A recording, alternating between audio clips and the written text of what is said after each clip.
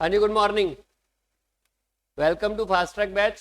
और last lecture में हम लोग स्टैंडर्ड कॉस्टिंग कर रहे थे। ये वाला लास्ट इलस्ट्रेशन की थी और इस पे आप एक दो बच्चों को डाउट था रिगार्डिंग दिस इलस्ट्रेशन, तो क्लियर हो गया था ये डाउट। ये वाली इलस्ट्रेशन क्लियर है ना? नेक्स्ट।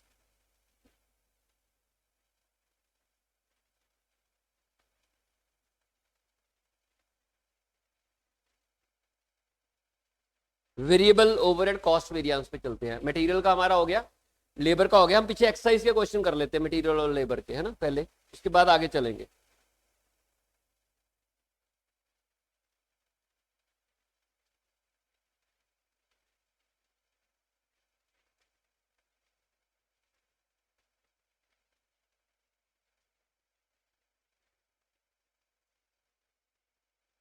ये वाला, for making 10 kg of this product the standard material requirement is, standard material requirement है ए और बी 8 kg और 4 kg। 10 kg को बनाना है। अगर आप 10 kg इस प्रोडक्ट को बनाना चाहते हो तो मटेरियल ए 8 kg का लगेगा और मटेरियल बी लगेगा आपका 4 kg का। टोटल 12 kg हो गया। और आपका ये नॉर्मल लॉस होगा। कितना होगा नॉर्मल लॉस? 1/12, 2/12, 1/6 का नॉर्मल लॉस हो रहा है। अब देखो ना, इनपुट अगर 10 kg का है, 12 kg का है और इससे आउटपुट 10 kg आ रहा है, तो आपका 1/12 का नॉर्मल लॉस हो गया ना, 2/12 का नॉर्मल लॉस हो रहा है, यानी कि 1/6 का नॉर्मल लॉस। आपका 1/6 का नॉर्मल लॉस हो रहा है ड्यूरिंग द ईयर। बनाया कितना? 1000 kg इस प्रोडक्ट को बनाया। एक्चुअल कंजम्पशन जो हुई है वो इस तरीके से है। ए मटेरियल ए के 750 kg की कंजम्पशन हुई, मटेरियल बी की 500 यूनिट की कंजम्पशन हुई और इनका ये रेट रहा। आपको मटेरियल कॉस्ट वेरिएंस चाहिए, मटेरियल प्राइस वेरिएंस चाहिए और मटेरियल यूसेज वेरिएंस चाहिए। देखिए, सबसे पहले अगर हम मटेरियल की बात करें, स्टैंडर्ड निकाल लेते हैं।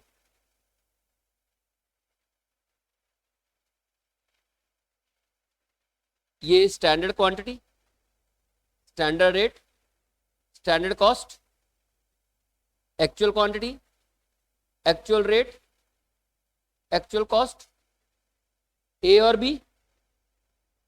अब 1,00,000 kg बना, सॉरी 1000 kg बनाना है, 10 kg का स्टैंडर्ड दिया हुआ है, तो 1000 का होगा ये 800 kg और ये 400 kg। तो मैंने आपको बोला था कि जो बनाया है उसका स्टैंडर्ड निकालना है, कि जो बनाया है उसका, उसके स्टैंडर्ड खर्चे क्या है। 1000 kg आपने प्रोड्यूस किया, उसके लिए आपको ए को 800 kg और बी को 400 kg का इनपुट है आपका। रेट क्या है? 6 and 4, 4800 एंड 1600। और एक्चुअल तो दे ही रखा है। टोटल खर्चा कितना आया?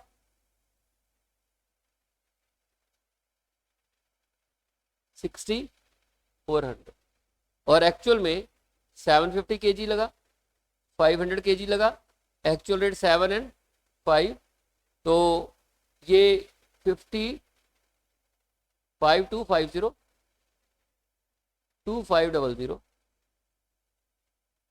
7750 ये आ गया। इसको इसके साथ कंपेयर करोगे, मटेरियल कॉस्ट वेरिएंस आ जाएगा, ठीक है। Material price variance 6 - 7 into actual quantity into 750, and for A and B के लिए 4 - 5 इंटू एक्चुअल क्वांटिटी यानी कि 500।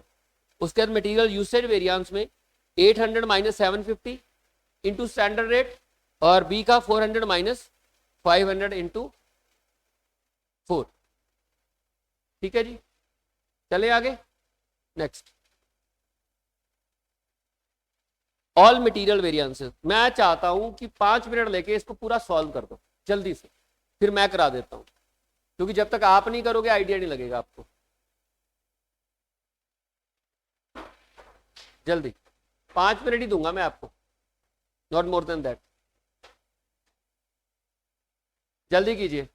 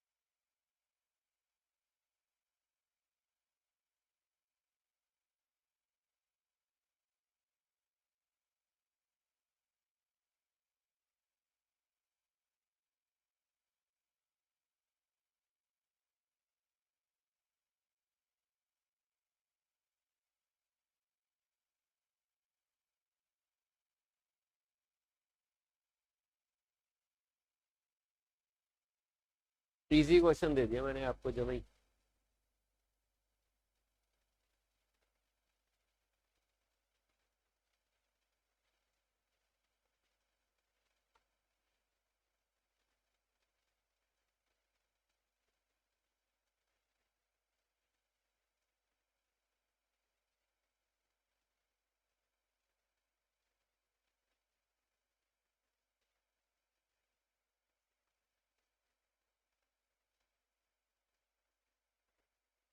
चलिए हो गया होगा आपको, कर लिया। ओके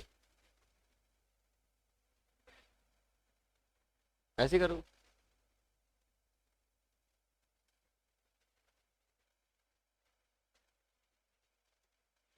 ये देखिए स्टैंडर्ड क्वांटिटी आ गई इसकी 600, है ना। एक यूनिट के लिए ये है और 10 यूनिट बनाए हैं, तो 10 से मल्टीप्लाई कर दो। इसकी 800 kg और इसकी 1000 kg। तो स्टैंडर्ड कॉस्ट कितनी आएगी? इंटू 600 इंटू 15, 800 इंटू 20, 1000 इंटू 25 करके आपकी standard cost for actual output आ जाएगी। और एक्चुअल कॉस्ट दी हुई है, डिफरेंस निकाल लेंगे तो आपका मटेरियल कॉस्ट वेरिएंस आएगा। ठीक है, जब मटेरियल प्राइस वेरिएंस निकालोगे 15 माइनस 17.5 इंटू 640, उसके बाद बी का वाई का निकालोगे 20 माइनस 18 इंटू 950, उसके बाद 25 माइनस 27.5 इंटू 870, मल्टीप्लाई करोगे तो प्राइस वेरिएंस आ जाएगा, material price variance. Usage variance की बात करते हैं, यह आएगा 600 माइनस 640 यूसेज वेरिएंस में एक्स के लिए इंटू स्टैंडर्ड रेट यानी इंटू 15। वाई के लिए निकालेंगे 800 kg minus 950 into standard rate यानी कि 20, 1000 माइनस 870 इंटू स्टैंडर्ड रेट यानी कि 25। जो आपके पास आएगा वो आपके पास आ जाएगा मटेरियल यूसेज वेरिएंस। अब मिक्स और यील्ड वेरिएंस भी चाहिए ना, ऑल मटेरियल वेरिएंसेस बोले हैं, तो मिक्स वेरिएंस में काम करते हैं, इसको हम रेशियो में बांट देते हैं। ये देखो रेशियो है आपकी 645 की 685 की, यानी कि 310 की 345 की रेशियो है। आप इसको जो भी है 2460 को रेशियो में बांट दीजिए ताकि हम मिक्स वेरिएंस और यील्ड वेरिएंस निकाल सकें। ठीक है, 2460 ये 12 आ गया टोटल, तो 3/12 करना है इसका 615 820 1025। अब आपने मिक्सचर सेम कर दिया, तो जब आप कंपैरिजन करोगे आप स्टैंडर्ड और ये रिवाइज स्टैंडर्ड क्वांटिटी है और ये आपकी स्टैंडर्ड क्वांटिटी है, तो मिक्स वेरिएंस आएगा। ठीक है, 600 माइनस, हाँ इसको करेंगे पहले, तो मिक्स वेरिएंस चाहिए ना आपको, टोटल सेम चाहिए, मिक्सचर की वजह से करोगे तो ये आएगा 615 minus 640 into standard rate x के लिए, वाई के लिए 820 माइनस 950 इंटू स्टैंडर्ड रेट यानी कि 20, और जेड के लिए 1025 into minus 870 into standard rate यानी कि 25। ठीक है, ये आपका मटेरियल मिक्स वेरिएंस आएगा। और मटेरियल यील्ड वेरिएंस में आपको standard minus revise standard quantity into standard rate, तो एक्स के लिए 600 माइनस 615 इंटू स्टैंडर्ड रेट यानी कि 15, वाई के लिए 800 माइनस 820 इंटू स्टैंडर्ड रेट यानी कि 20, फिर 1000 माइनस 1025 इंटू स्टैंडर्ड रेट यानी कि 25। ठीक है, आई थिंक हो गया ये क्वेश्चन। नेक्स्ट चलते हैं। Gap Limited operate a system of standard costing in respect of one of its product which is manufactured within a single cost centre, following are the detail. एक product है, उसका Busted data है कि material A और B लगाओगे, one of its product which is manufactured within a single cost centre, following are the detail. Budgeted data दिया हुआ material का ए और बी का, क्वांटिटी 60 40 20 और 30 का प्राइस है, और ये आपका नॉर्मल लॉस है। आउटपुट आता है आपको 80 यूनिट्स का आपको बजट बना के दिया हुआ है। ठीक है, एक्चुअल आउटपुट भी 80 यूनिट्स का ही है। इजी काम है क्योंकि आपको नया स्टैंडर्ड क्रिएट करने की जरूरत ही नहीं है। अब आप देखिए मटेरियल एक्चुअल में जो है वो गिवन है, ए की 70 क्वांटिटी, प्राइस गिवन नहीं, अमाउंट गिवन है। बी की क्वांटिटी गिवन नहीं है, रेट गिवन है, अमाउंट गिवन नहीं है। मटेरियल प्राइस वेरिएंस दिया हुआ है और मटेरियल कॉस्ट वेरिएंस दिया हुआ है। You are required to calculate actual price of material A, actual quantity of material B, price material price variance, material usage variance, material mix variance, material sub usage variance, तो ये सारे आपको calculate करने हैं। ठीक है, मटेरियल सब यूसेज वेरिएंस मतलब material yield variance. ठीक, ओके, तो चलिए करते हैं फिर इस क्वेश्चन को।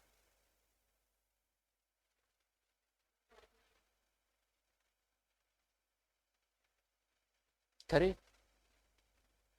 चलिए अब मेरे को फिगर से बता देना।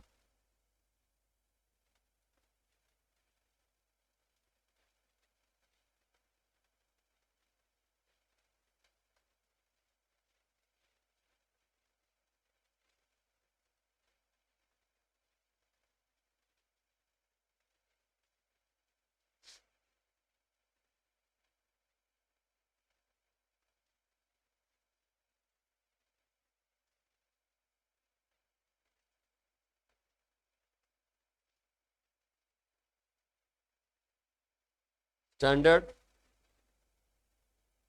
And this is actual.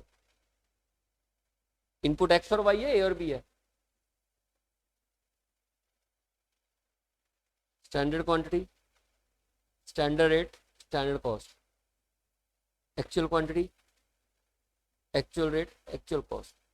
Output same है दोनों का, जो बजट है उसका भी आउटपुट है। स्टैंडर्ड क्वांटिटी कितनी है? अरे दी तो रखी है भाई, बजट दिया तो हुआ है।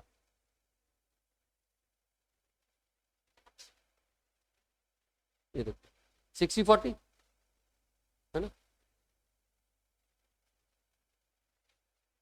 60/40। स्टैंडर्ड रेट क्या है? 20/30, 1200 एंड 1200। ठीक है, और एक्चुअल में 70 ये है, और यहाँ कितना है, और यहाँ 30, और बाकी दोनों मिसिंग है। ठीक है, अब सबसे पहले आपके पास गिवन क्या है? Material price variance.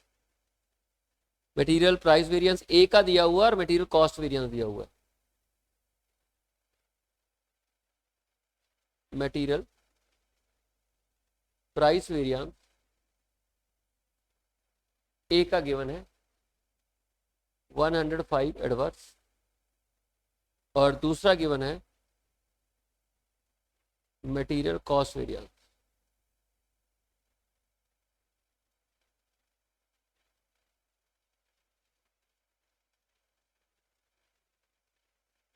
कोई बात नहीं, यूसेज बाद में देखते हैं।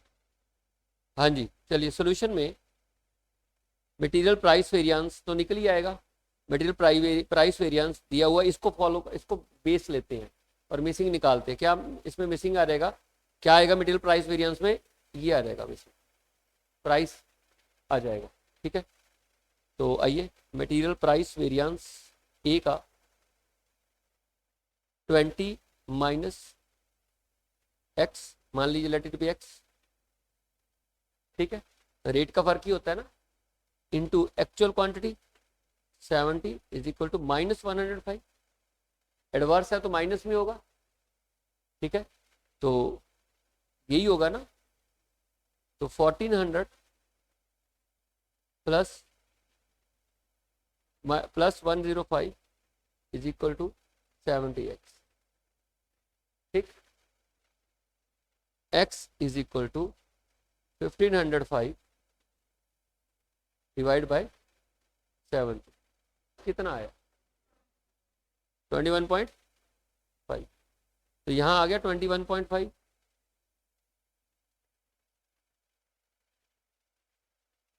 ठीक,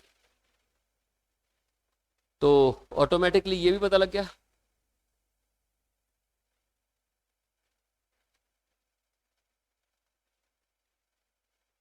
$1505 मल्टीप्लाई करके। ठीक, उसके बाद मटेरियल कॉस्ट वेरिएंस दिया हुआ है। Material cost variance, standard cost minus actual cost, standard cost आपके पास मटेरियल कॉस्ट वेरिएंस एडवर्स है 275 माइनस स्टैंडर्ड कॉस्ट आपकी 2400 है यहाँ पर,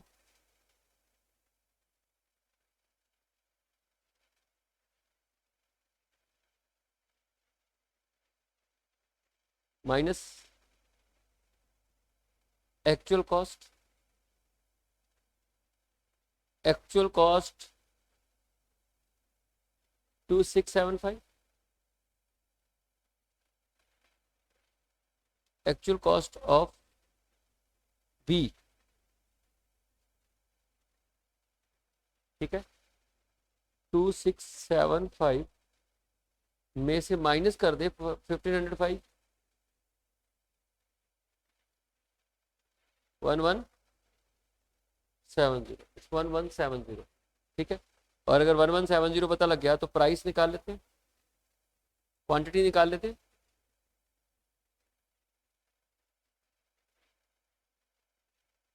क्वांटिटी ऑफ मटेरियल बी 1170 को जब आप डिवाइड करोगे 30 से 39, लो जी ये जो मिसिंग चीजें हैं वो हमने निकाल दी, 39 और 1170 और यहाँ कितना 2675, बाकी चीजें तो हो ही जाएंगी, ये कंप्लीट कर लिया हमने, रेस्ट तो हो गया, वेरिएंसेस से निकालने को बोले निकल जाएंगे। नेक्स्ट, अगर आप फॉर्मूले याद करके बैठे हो ना फिर नहीं ऐसे क्वेश्चंस होते, अगर आपको याद करने की जरूरत ना पड़ती हो फिर हो जाते हैं। तो इजी क्वेश्चन था, इससे डिफिकल्ट भी हो सकता है। चलिए, the following standards have been set to manufacture a product, following standard set किए गए हैं। डायरेक्ट मटेरियल दिया हुआ है 2 units of A, 3 units of B and 15 units of C, ये टू मैन्युफैक्चर ए प्रोडक्ट, ये उनकी स्टैंडर्ड कॉस्ट है। डायरेक्ट लेबर आर दे रखी है 3 घंटे 8 रुपये पर आर के हिसाब से आपके टोटल प्राइम कॉस्ट आ जाती है, ठीक है, उस प्रोडक्ट को मैन्युफैक्चर करने के लिए। कंपनी ये एक प्रोडक्ट की है, सिंगल प्रोडक्ट, सिंगल यूनिट्स के लिए ये है। The following standard have been set to manufacture a product, single product के लिए, सिंगल यूनिट के लिए है। Direct material 2 unit of A, 3 unit of B और 50 यूनिट ऑफ सी, ये उनके रेट दे रखे, मल्टीप्लाई करके खर्चा आ गया।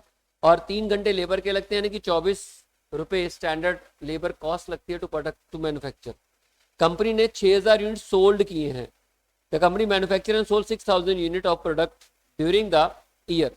और डायरेक्ट मटेरियल की कॉस्ट क्या देखिए, ये दे रखी है, इतने यूनिट्स इसके लगे, इतने यूनिट्स इसके लगे, इतने यूनिट्स इसके लगे। Company work 17,500 direct labour hour during the year, इतने घंटे काम किया। For 2500 of these hour the company paid 12 per hour, while for the remaining wages paid as per the standard rate. Rate दे दिए दो, आपको मटेरियल प्राइस वेरिएंस निकालना है, मटेरियल यूसेज वेरिएंस निकालना है और labour rate and efficiency variance निकालना है। तो पहले स्टैंडर्ड बना लेते हैं इधर।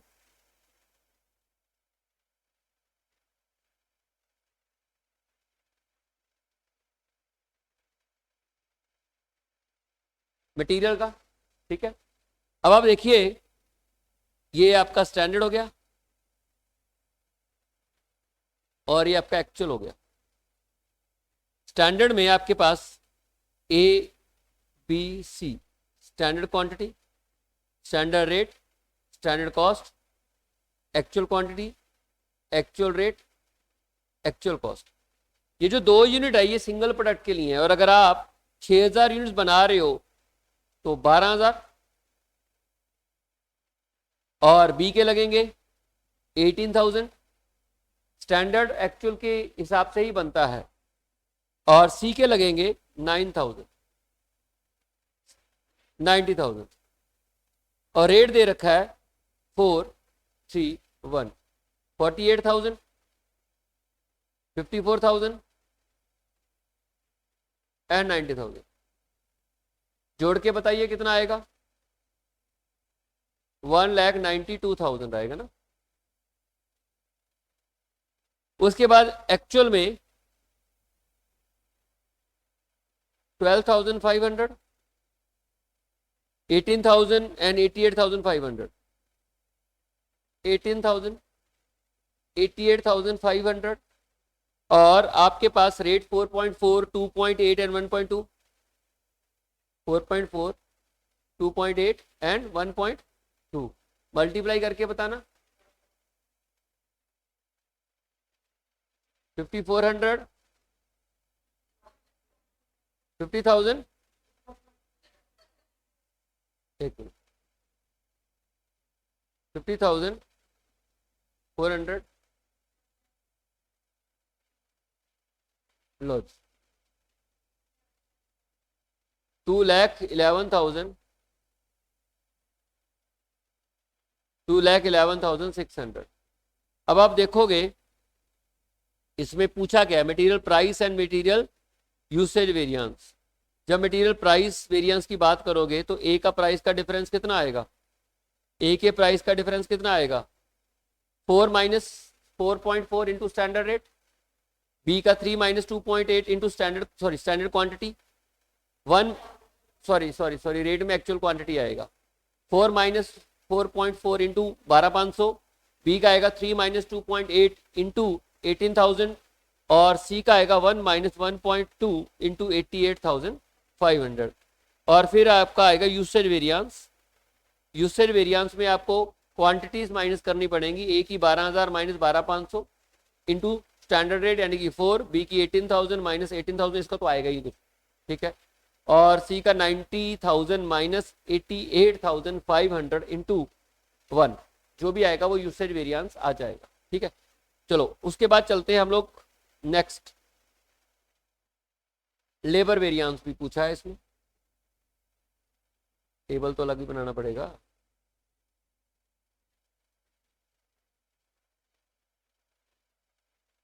ये देखो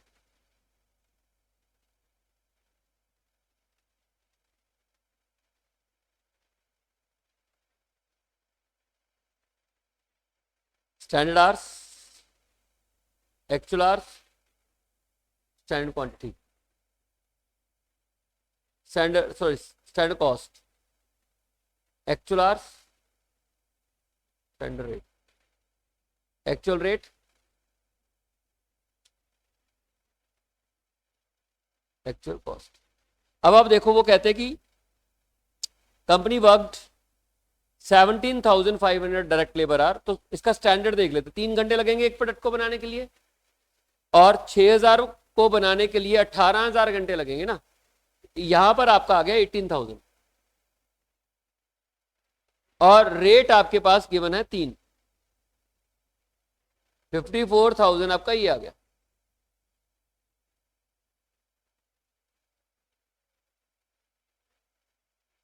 एट है 1,44,000।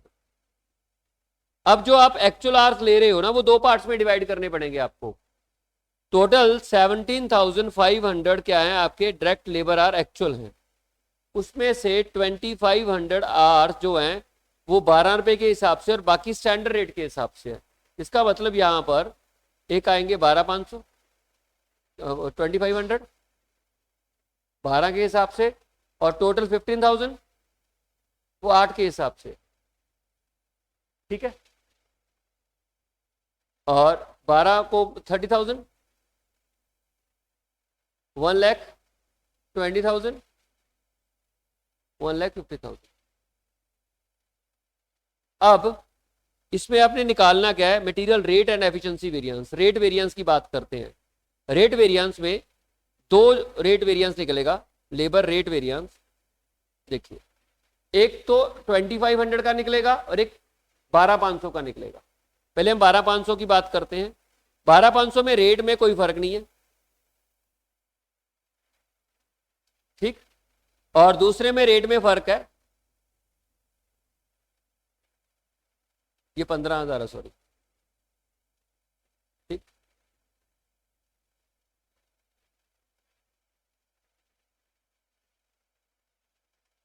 एडवर्स, ठीक है।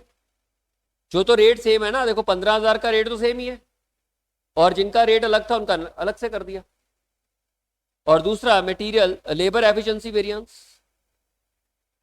लेबर एफिशिएंसी वेरिएंस में एफिशिएंसी को कंपेयर करोगे, क्या एफिशिएंसी में आपके 18,000 आवर्स माइनस 17,500 आवर्स इंटू 8,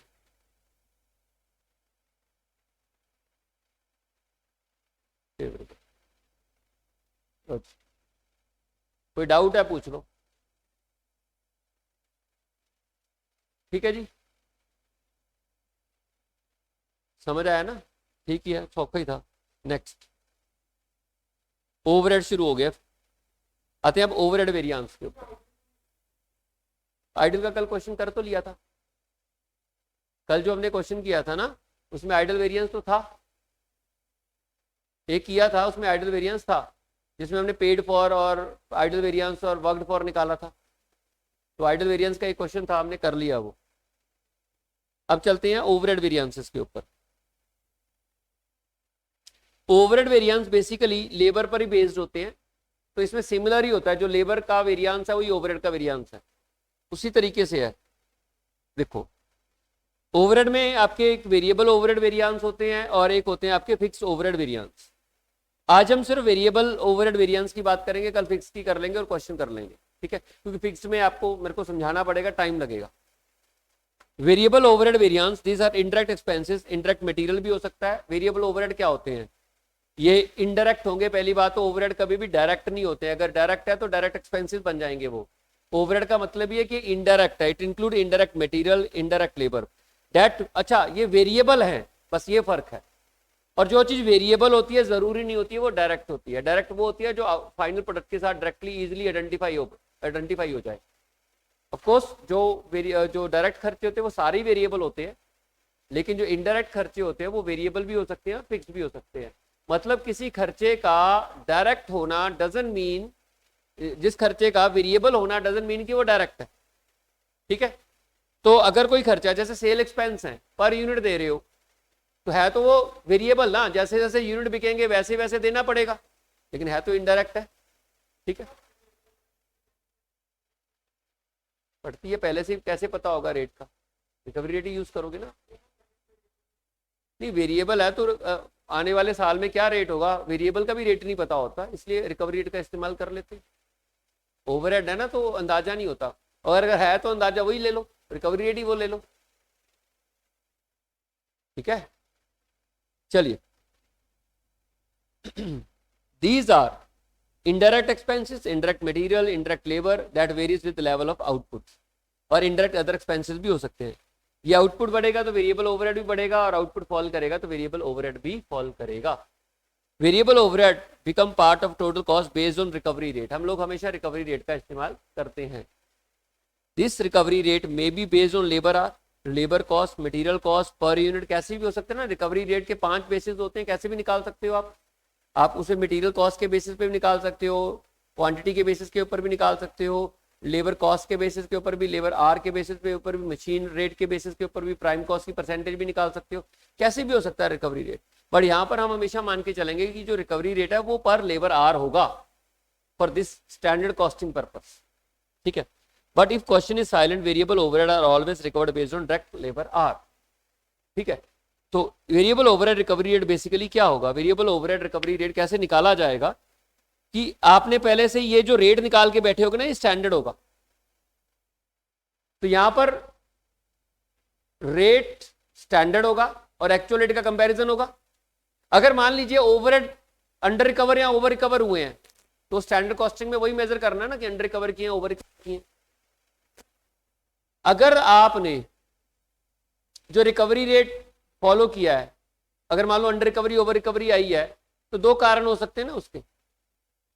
एक कारण तो ये होगा कि आर्स कम ज्यादा यूज हो गए, क्योंकि बेस्ड आर्स हैं। अगर इनएफिशिएंट है वर्कर तो ज्यादा घंटे लग गए, और ज्यादा घंटे लगे तो रिकवर भी ज्यादा हो गया, ठीक है। और दूसरा, खर्चे में डिफरेंस आ गया, यानी कि रेट का फर्क आ गया। तो सेम जैसे लेबर में होता था वैसे ही यहां पर भी होगा। लेबर रेट वेरिएंस क्यों आता था, लेबर कॉस्ट वेरिएंस, क्योंकि घंटे ज्यादा कम लग गए या लेबर कॉस्ट में अंतर आ गया। सिमिलरली यहां पर भी सेम ही कारण है। यहां तो खर्चों में अंतर हो गया, ओवरहेड जो आपने किए थे और जो एक्चुअल ओवरहेड है उसमें अंतर है, और दूसरा क्योंकि वो रिकवर्ड हो रहे हैं किसी के बेसिस के ऊपर, उनमें अंतर आ गया, यानी कि लेबर आवर्स में भी अंतर हो सकता है। इस वजह से ओवरहेड में अंडर रिकवरी ओवर रिकवरी आ जाती है, वेरिएंस आता है, डिफरेंस आता है। ठीक है, तो वेरिएबल ओवरहेड जो रिकवरी रेट है वो कैसे निकाला जाता है? अच्छा, यहां पर आइडल नहीं होगा, आइडल वेरिएंस नहीं होगा। क्यों नहीं होगा? क्योंकि आइडल वेरिएंस डायरेक्ट लेबर का होता है। यहां पे तो जितने घंटे लगे उसके ऊपर रिकवरी रेट लगा देंगे, चाहे उसने काम किया चाहे नहीं किया, डजंट मैटर, वो कॉस्ट का पार्ट बन। आइडल नहीं होगा यहाँ पर, चाहे वर्कर बैठा है चाहे वर्कर काम कर रहा है, टोटल लेबर उस प्रोडक्ट से रिलेट हो रहे हैं, उसके हिसाब से जो भी रिकवरी रेट प्री डिफाइंड से मल्टीप्लाई करेंगे और कॉस्ट में जोड़ देंगे। ठीक है, इसलिए यहां पर आइडल नहीं होगा।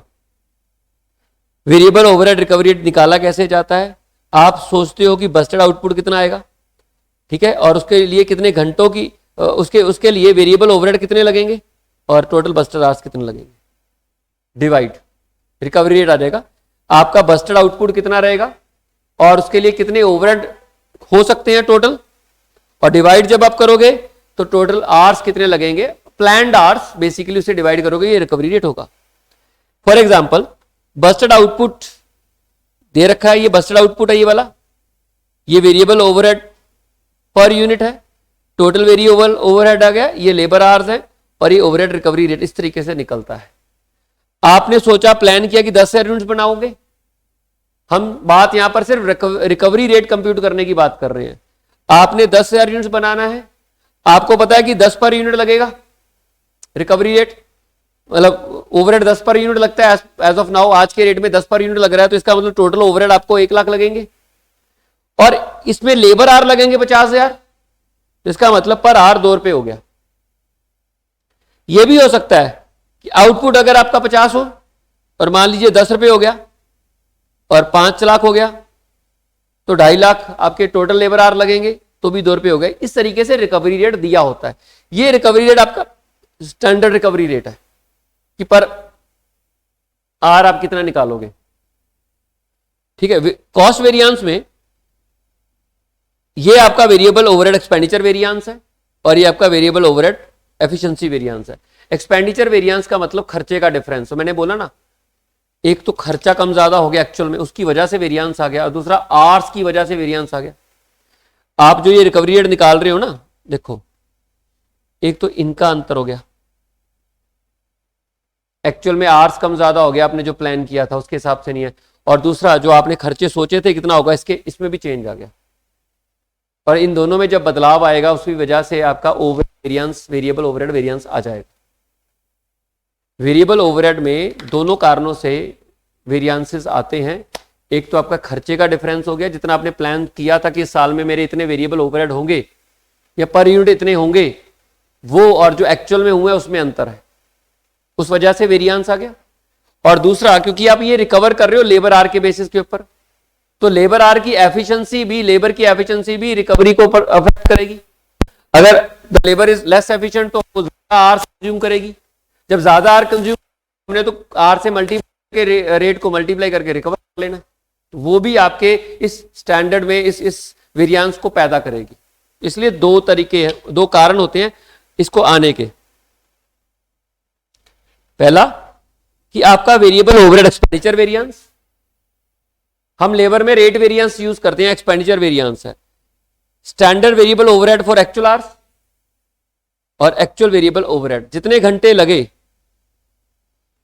उसका ही आपने लेना है। क्योंकि देखो यहां पर आवर्स का खर्चे में डिफरेंस लेना है, या जितने आवर्स लगे उसका वेरिएबल ओवरहेड स्टैंडर्ड कितना बनता था और कितना एक्चुअल हुआ। या आवर्स दोनों सेम है, ये भी एक्चुअल आवर्स पे है और ये भी एक्चुअल आवर्स पे, और इसमें जो डिफरेंस है वो एफिशिएंसी, यहां पे आवर्स का डिफरेंस है, खर्चे का डिफरेंस नहीं है। एक वेरिएंस में खर्चे का डिफरेंस लिया गया, दूसरे में एफिशिएंसी का डिफरेंस लिया गया। अब जब खर्चे का डिफरेंस लेना चाहोगे तो रेट का चेंज होगा, आर सेम रखने पड़ेंगे आपको, और दूसरी जगह जब एफिशिएंसी का डिफरेंस लेना चाहोगे तो आर सेम रखेंगे, आर्स का डिफरेंस रहेगा, सॉरी आर्स का डिफरेंस रहेगा, रेट सेम रहेगा। ठीक है, तो दो कारण है इसमें। जो एक्सपेंडिचर वेरिएंस है उसमें यह है कि आपका कितना एक्चुअल आवर्स के लिए, आप समझो वही रेट ही आ गया ना, standard hours minus actual standard rate minus actual rate into actual hours, वही है ये स्टैंडर्ड रेट। ये देखो मैंने करके भी दिखाया है, इसको आप ऐसे भी लिख सकते हो और इसको आप ऐसे भी लिख सकते हो। Standard overhead recovery rate minus actual overhead recovery rate into actual R, और इसको मैंने अगर इससे मल्टीप्लाई कर दिया तो ये बन जाएगा standard cost for actual R, standard overhead cost for actual R, actual overhead cost minus कर दो, और उधर एफिशिएंसी का फर्क होता है, एफिशिएंसी का फर्क मतलब आवर्स का डिफरेंस होता है, और मल्टीप्लाई स्टैंडर्ड रेट से कर देंगे। दोनों चीजें कवर हो रही हैं यहां पर, ठीक है। तो आज इतना ही, इसके बाद फिक्स ओवरहेड करेंगे, और फिक्स ओवरहेड करने के बाद हम लोग कंबाइन क्वेश्चन यानी कि दोनों तरीके के क्वेश्चन फिक्स्ड और वेरिएबल के इकट्ठे कर लेंगे। आप इसके बारे में सोच के आइए, अगर आपको प्रॉब्लम है तो कल डिस्कस कर लेंगे, फिर फर्दर फिक्स ओवरहेड करके इसको खत्म करेंगे, ठीक है। Thank you.